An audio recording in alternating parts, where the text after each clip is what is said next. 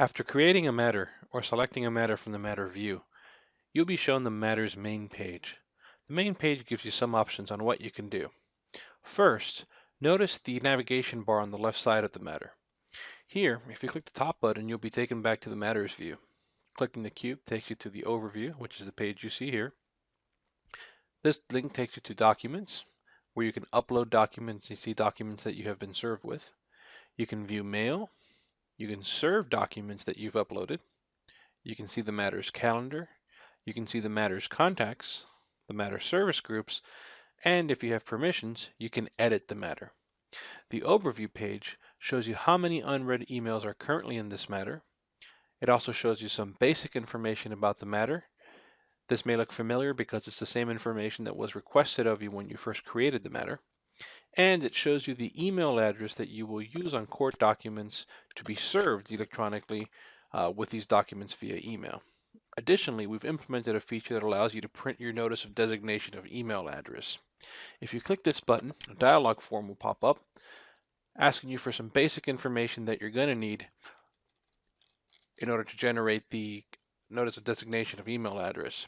Now, the system attempts to fill these in for you as best it can based on information that you've provided, but it is your responsibility to ensure that you fill in all the required forms here.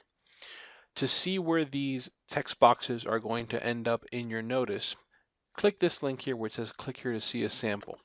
That'll open up a sample of what the notice of designation is going to look like. So for example, on the form where it says Court Designation 1, that will appear up here in the top section of this PDF, and Court Designation 2 will appear here.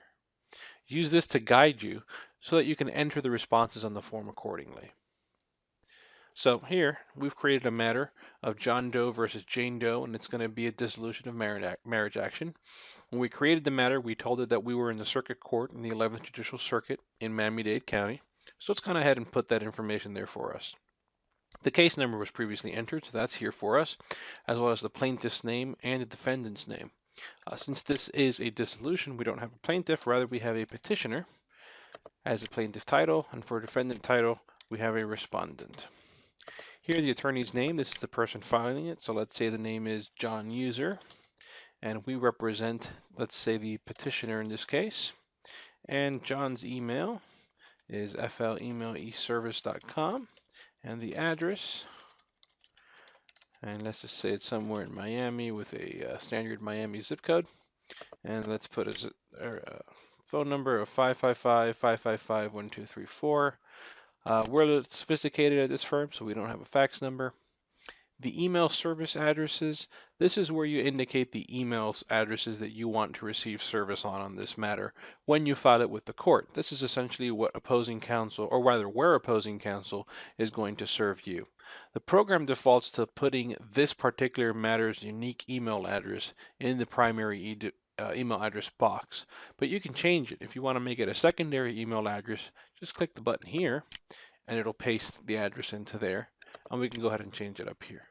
But we're going to use Florida Email eService as our primary email receiver for service, so we'll leave that as the primary and we'll put John's email as the secondary, although the rules permit this to be blank. You can also designate, per the rules, a secondary address.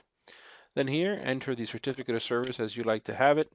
I usually like to put was served on opposing counsel. Obviously, this would be their name via email at address.com on, and let's say we serve this January 1st. So once we have all our information, let's verify that we have everything we want. Looks good to me. We go ahead and we can press the Generate Notice button. And once we do that, our file's ready to download. We open it up, and you'll see it looks like exactly what we typed in and what we requested. John Doe individual, petitioner versus Jane Doe individual, respondent, notice of designation, all the information that we need, and ready for your signature.